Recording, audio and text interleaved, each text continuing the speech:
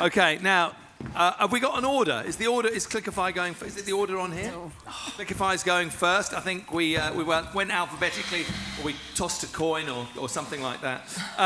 So I would like to welcome to the stage Dale Shepherd, Global Sales Lead for Clickify, to pitch perfectly the Clickify story.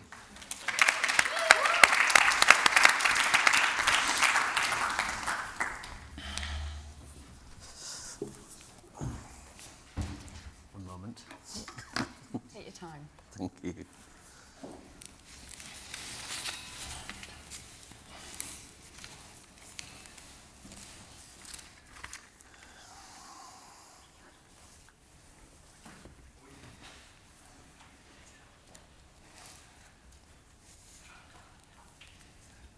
Okay, we're on.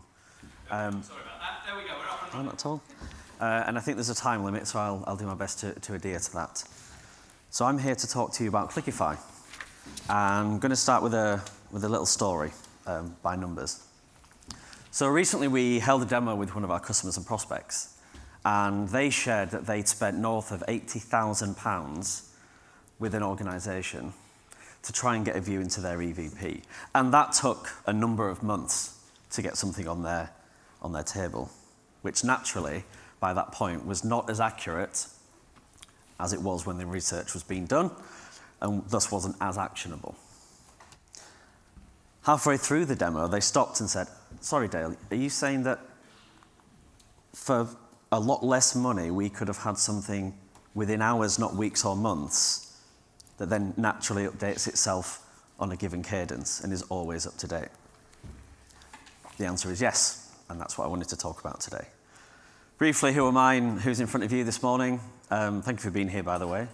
So, as introduced, my name is Dale Shepherd. I am responsible and looking after Clickify's motions from a sales and go-to-market perspective on this side of the pond. Our founder is based in New York. A few organisations I've worked for, all within the HRIS space. So that has kind of been my background for the last 15 years. So Clio is our very new, I think we're 3 or 4 months in, platform that is sat on top of Clickify, and I'll make that make sense very shortly. But ultimately, it's giving you the insights and the direction and the very specific actions that you can or should be taking when it comes to enhancing your employer brand. How Clickify sits alongside all of that is that actually gives you the tools to do that. So on the previous session, we saw Oscar walking through a number of assets. That's where Clickify comes in, and there's a bit more detail. But Clio will help improve and give you the insight that wouldn't otherwise take an awful lot of manual effort. So Glassdoor, again, was mentioned very tongue-in-cheek on the previous presentation. That is one of the many platforms that Clio will look at and scrape and give you a competitive view of who's doing what across your competitors within the market from a talent perspective. So what does this look like? A little bit of an eye chart, so let me just walk through that. But this is a sample view of a competitive intelligence dashboard. And I've pulled out a very quick example. So rather than someone or something telling you your engagement is declining on X platform, that's not really actionable. You don't really know where the problem lies, and it's not quantified. But the example I've given here, your top competitor is trending on LinkedIn because of X subject. Here's how you can deal with it. That's the sort of insight that Clio will surface, and then Clickify is the platform that will enable you to action upon that. Content strategy. What I love about this is it's generating themes, which again, you may have already internally as to how you want to be perceived and what your desired employee brand pillars might be as part of your EVP.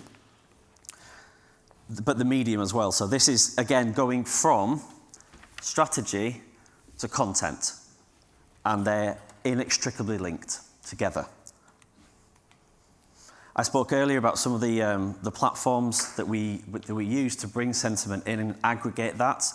That's kind of what I was talking about earlier, when doing this manually would have been incredibly labor intensive and taken a long time. Yes, we leverage AI, I think you saw that before.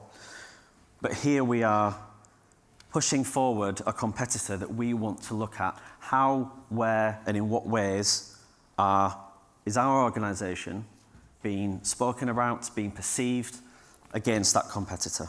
Again, to give you that insight very, very quickly and always up to date. So I mentioned Clickify then enables you to take that insight and actually action it. So, again, I mentioned the things like the assets, employees sharing stories. Of course, there's a full end-to-end analytical platform that tells you how everything is performing, where and why. So what does this mean for businesses? What does this mean for you guys? Identifying effectively top talent, but maybe more importantly, who stay within the business.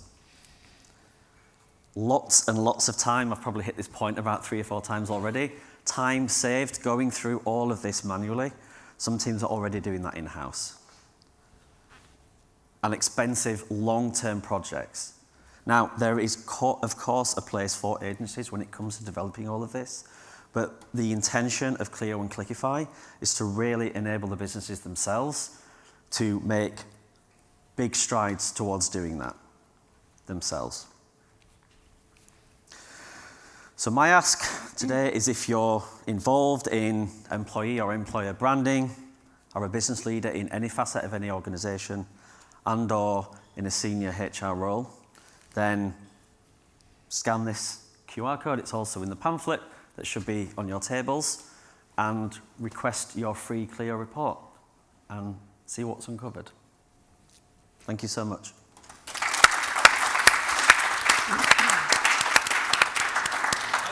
Okay, judges, I'm going to turn the floor over to you. You've got a few minutes to really interrogate Clickify now and find out exactly. Great. Go under the bonnet for us. Yeah. Are we ready? Yeah. I'll start. Am I ready? We're nice Thank you, on it. Dale. My pleasure. I enjoyed the presentation. So my question is, I was busy furiously writing. I saw. How do you prove connection between Clio AI, the insights it gives, and improve employer brand outcome? And I'm asking this because I think it'd be great if you can quickly talk about a case study that showed an improvement of some sort, measurable improvement, when it comes to employer brand metrics that the C-suites and the managers managing their employer brand that they really want to know about. Yep. So how do you... Cool. Thank you. Great question. Yeah. And I guess it comes back to kind of return on investment, right? Yes. With anything, whether it's agency, software, something else. So some of them I alluded to in there when it comes to the attainment of talent, top talent. And that's why I laboured the point around talent that stays. Talent acquisition costs are high. There is a war on talent and has been for 20 odd years. There was an old adage that a company I used to work for used to say around, and it's very cliche, but I think it probably still has some credence, is, you know, happy employees, happy customers. All of this will feed down into a better customer experience. And all of this can be quantified, from hard pounds around time to hire, ramping periods, rehiring people, that again, talent that did not stay over a given period, as well as beating competition. So all of those points, however hard or soft the benefits are, can be quantified, and that's what we would work with any given organisation to work out what those numbers are specifically for you, and then, you know, that very naturally details an ROI that we can talk about. Thank you. Great. Okay, I don't know whether I'm Stephen Bartlett or not quite sure which dragging I'm playing today, but I'm going to take it easy. But thank you for the presentation. Pleasure. Concise, succinct, and really detailed in a short frame of time. However, what I would like to ask is, how can we as a business, so how can I as a global head of, act upon what we get from this platform? So how can we take it into action, outcomes, output? Completely. I didn't obviously hit the nail on the head too well with that, so let me answer it a second time. So if we talk about Clio, which I think is your question, right? It's generating these insights through a number of different platforms and methodologies and mediums. How can you then act upon that? That is the intention, and that is why Clickify as a platform exists, right? So It's so much more than a content management platform, right? But ultimately, you will have your existing brand assets, tone of voice, there's localizations for global companies from a language perspective, et cetera, et cetera. But that's why Clio's outputs directly correlate to something that you can actually action immediately within Clickify, right? So we're trying to minimize, if not remove, the gap between you should do something about something over here. Okay, cool, what is that, right? And being as targeted and as detailed as possible to say, this is where you're missing, these are the words that your competitors are using, this is how and where they're differing, this is where your talent's going, and there's a lot under the hood. I only shared a couple of screenshots. So. Great, thank you for the detail. Hi. Hey. I'm looking around the audience and seeing who I represent. It's at least Steve. One trend I think we've seen over the last few years is a proliferation of tech that is going to be used in-house rather than in combination with agencies. It's great, but one of the reasons you use an agency is capacity as well as capability, and you need both. In your view, who in my talent team has got all of this extra time to use your product, and how are they going to be using this in order to drive decisions that they would otherwise do in partnership with agencies? Completely. Great question, a couple of points. So I guess dependent upon the type of engagement or the nature of the engagement that you might have with a given agency, that could be a one-shot project, or you could have something longer term. Not everybody will have that longer term relationship that they can call upon if, as and when, as an augmentation of their team. So say a project has been done, that leaves, then everything needs to be done in-house. And hopefully as part of that project, that future operating model has been discussed around, again, whom is doing what. The point of Clio, again, going back to the time point, is that while today a lot of time might be spent gathering these insights, looking at posts on any given page, that all vanishes. And those are surfaced literally same day, like within hours. That's where that time can then be refocused to, okay, well, how are we going to do this? And a bit more of a strategic element. The next bit, again, comes down to your operating model. Are there people today that are using Canva or Photoshop or other tools to create these packaged branded content assets that can be done a lot more streamlined within Clickify?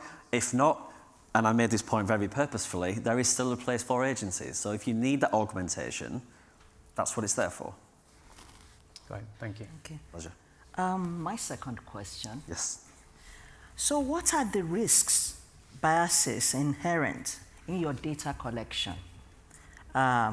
Because when it comes to competitors benchmarking and insights, how you have to ensure that you really have good data, not skewed ones.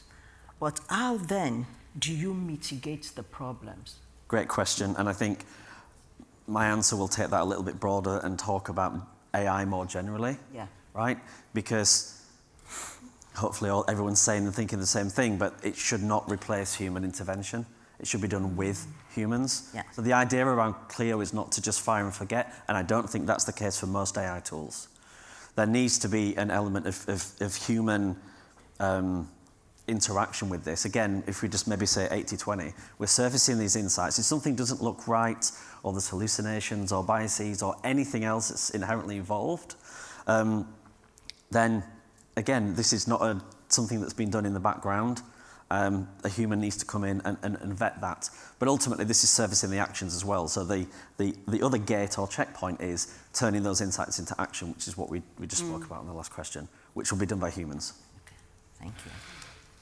Great, thank you. And my second question for you is, what does really great custom success look like for you today and in a year's time? For our customers. For your customers. So the ROI is delivered well ahead of what we maybe spoke around in a pre-sale cycle, right? That's what we want. The second one is that the point of all of this is ultimately to help businesses reach their strategic objectives, right? Whether that's commercial, culture, new markets, competitive edge, or something else. And it's really helping them do that so that they're having a very different conversation in the future. A question I will often ask is, if we're having this conversation again in 12 months and we've done this project, what does different look like for you? And then, customers always come back and say, oh, well, brilliant question. I wish we could do this, maybe that, maybe the other. And at that stage, that might be something that's on a business plan, but it might just be something that's in their heart and their head, where ideally, I would love to do this, but I don't know the road how to get there. And that's what we want to help achieve for them. Thank you. Thanks. So I think final question.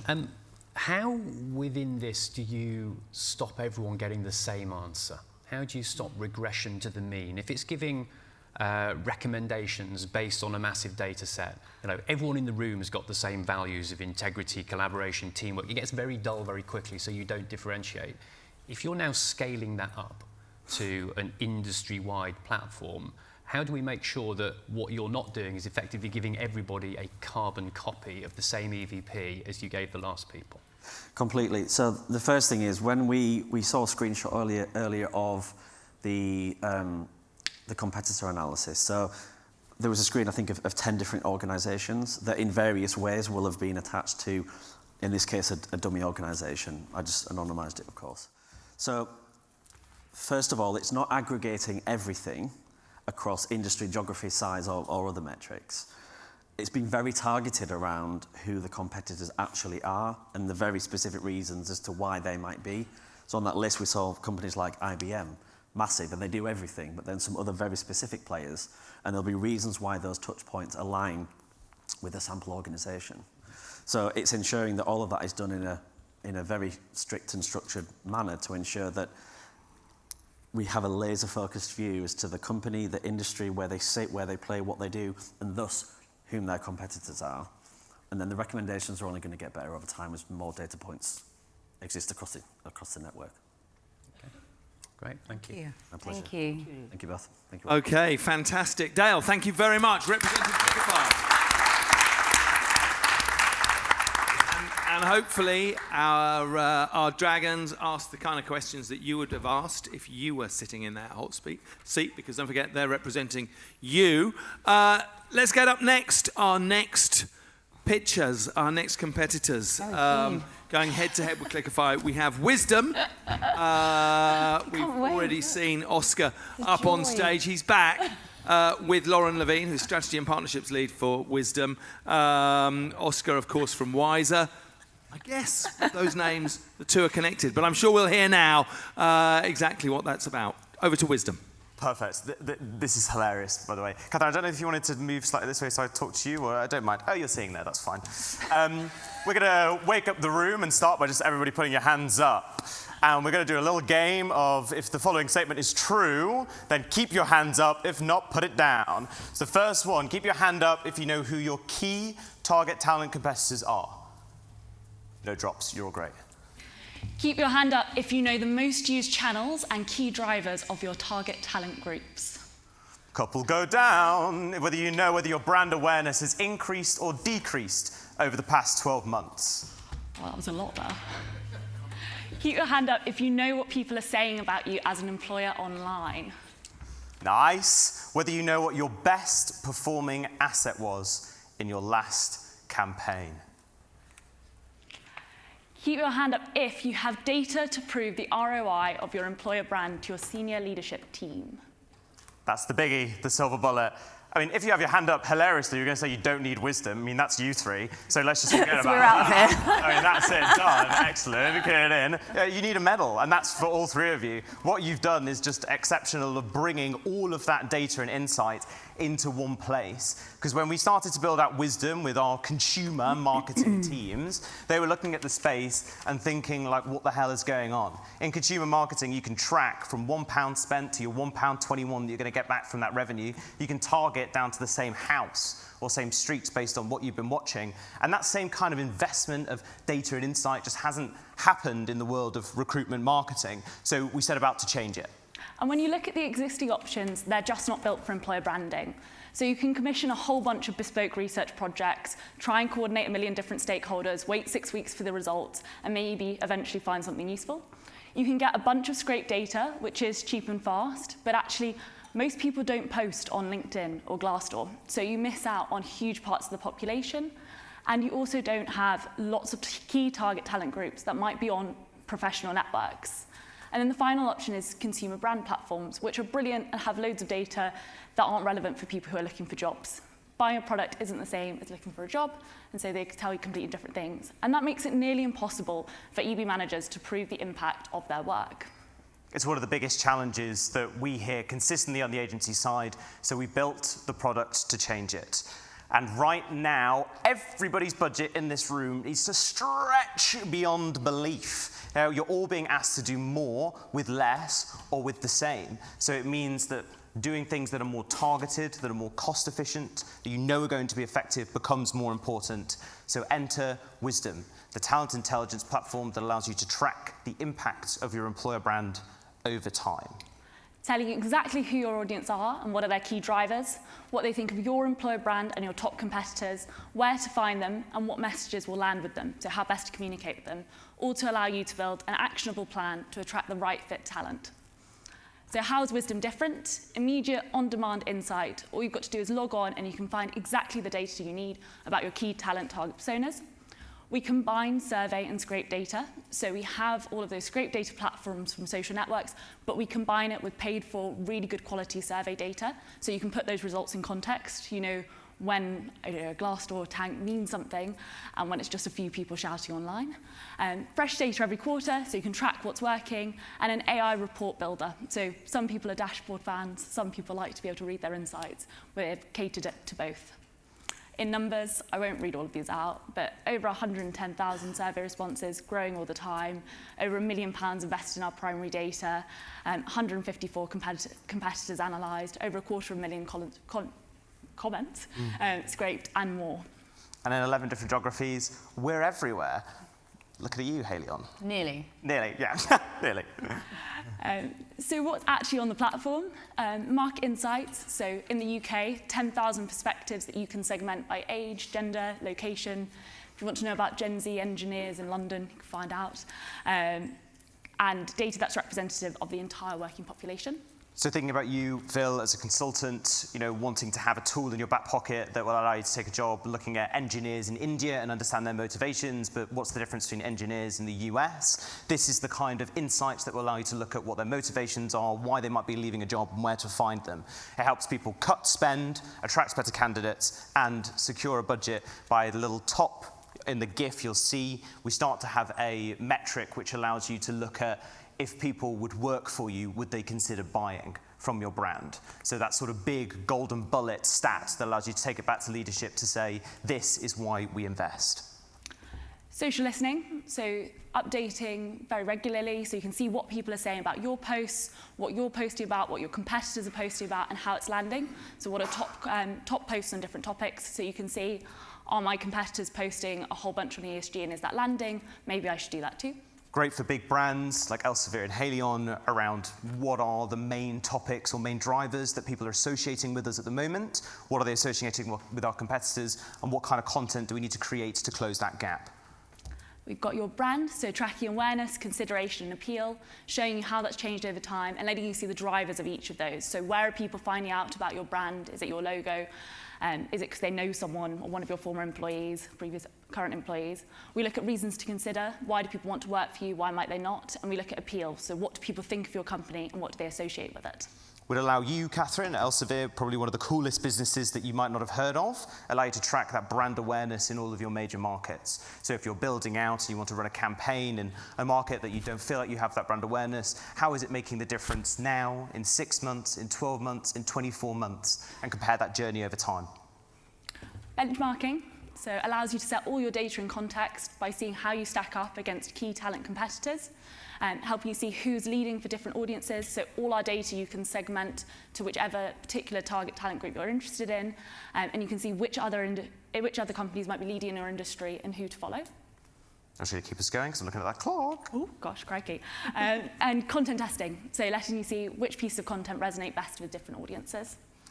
Again, Halion, well, last time I looked, you had 400 open jobs all over the world. Mm-hmm. Imagine being able to test your campaign assets ahead of time, and you can split this by every subsect of the working population. So you want to know what's going to land with women over the age of 30 in the northeast of England versus women over 30 in the south of the States. You can slice that and see what's the best performing asset so you know what to go live with, so it's more effective and more efficient. And it's allowed these major brands to make the right decisions and prove their impact. For Fraser's Group, they've been tracking their awareness over the past 4 years, and these are the stats they take back to leadership. McCain used that data to be more targeted with their campaign and save 60% in their cost per hire. And Boots used that content testing to see what was performing the best within the target talent, saw that it had one asset, was 24% more appealing, and so used that to boost engagement and fill their roles. So a massive thank you to EVM Live for having us. And if you want to join all these brands that have already used Wisdom, you can scan this QR code and here's where to find us. Over to you, scary dragons.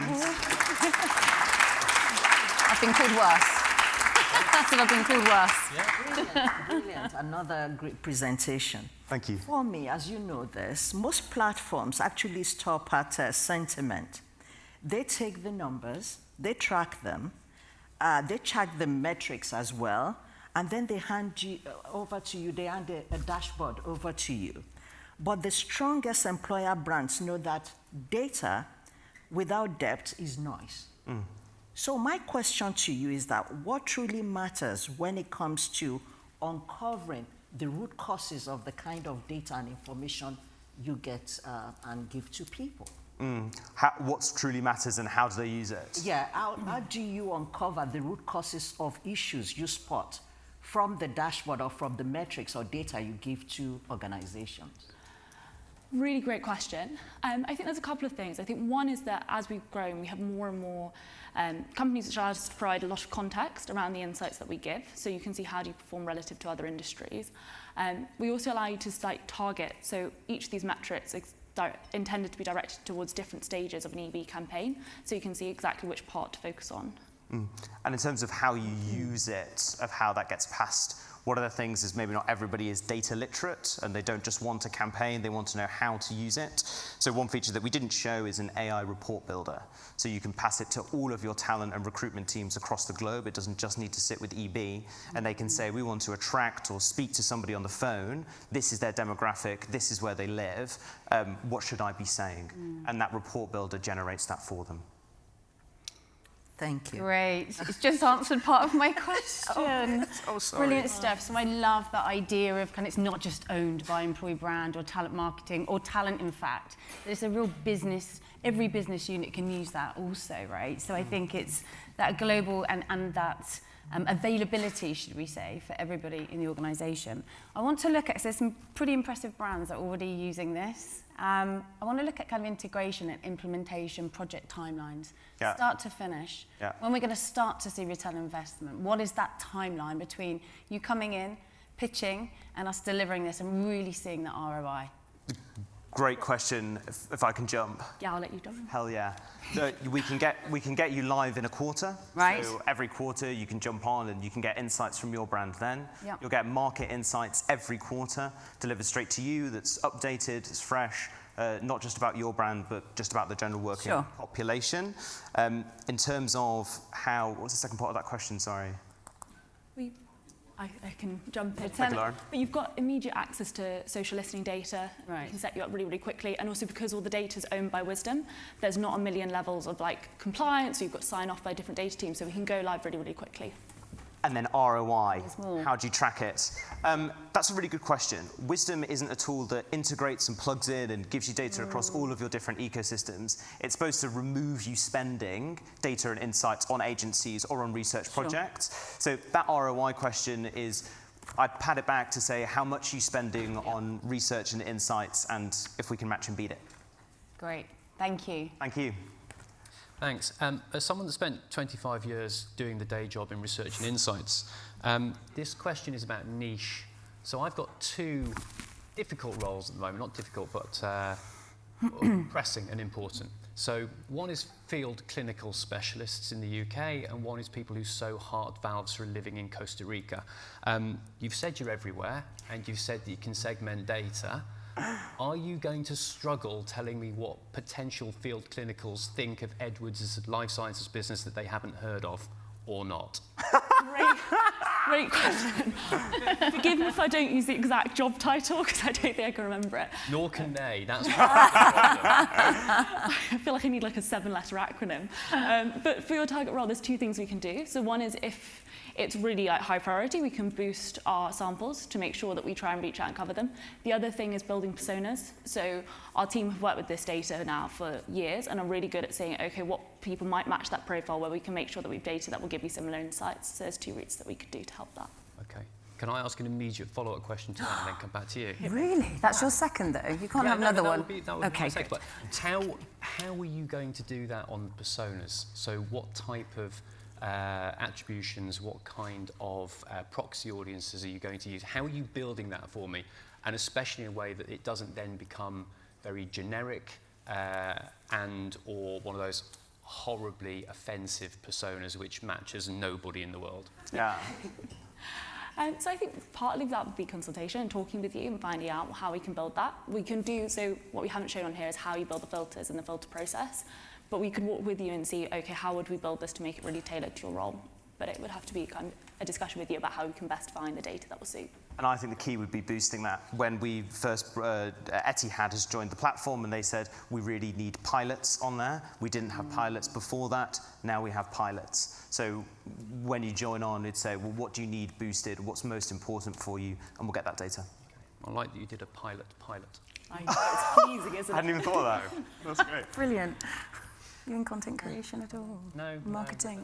I'm just thinking now, how do you actually move beyond revealing data or insights to people and move them into making decisive decisions to really change behavior? And also ensure that they change behavior inside and out, from within the organization and outside the organization. How do they do that? If I can jump in on that. Yeah. One of the ways that we can help change behavior and change it for good is just by showing the data. It's like so much in our world is done by gut or expertise or the experience of the person that's managing that function.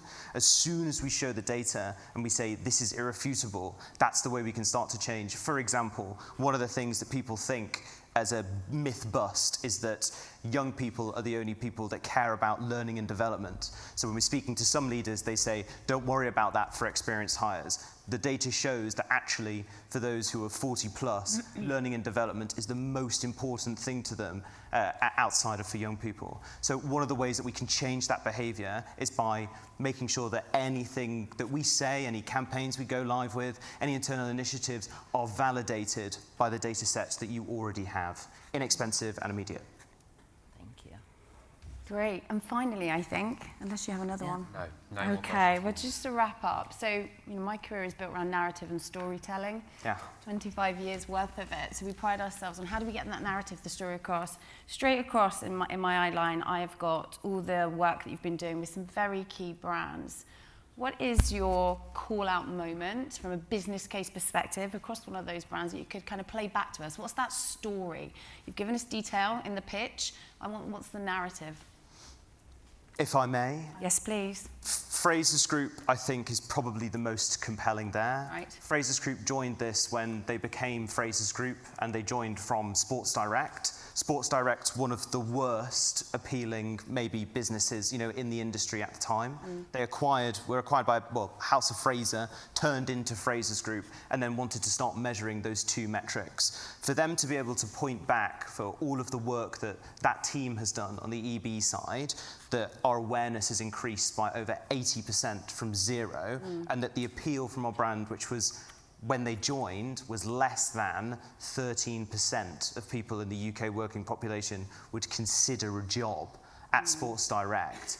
That is the irrefutable proof that has invested Frasers Group's C-suite. So when we work with Frasers Group, we don't work with talent or TA, we work with their C-suite and their leadership team to continue that journey. Thank you. Thank you.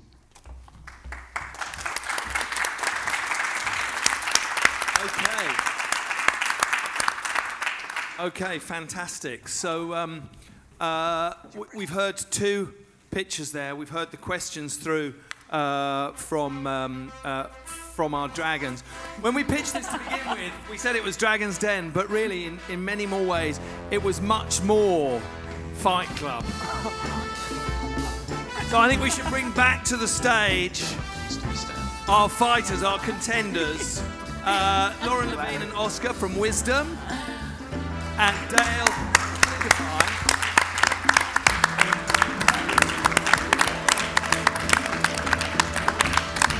Because we're now going to get you guys to do the work.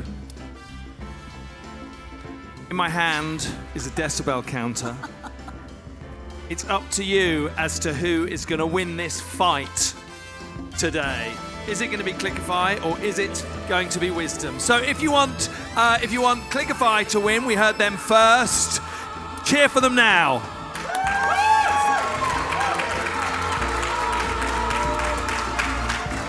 Okay. And if you want Wisdom to win, there's two of you up on stage, so be quiet now, because otherwise you're closer to the microphone. Call now.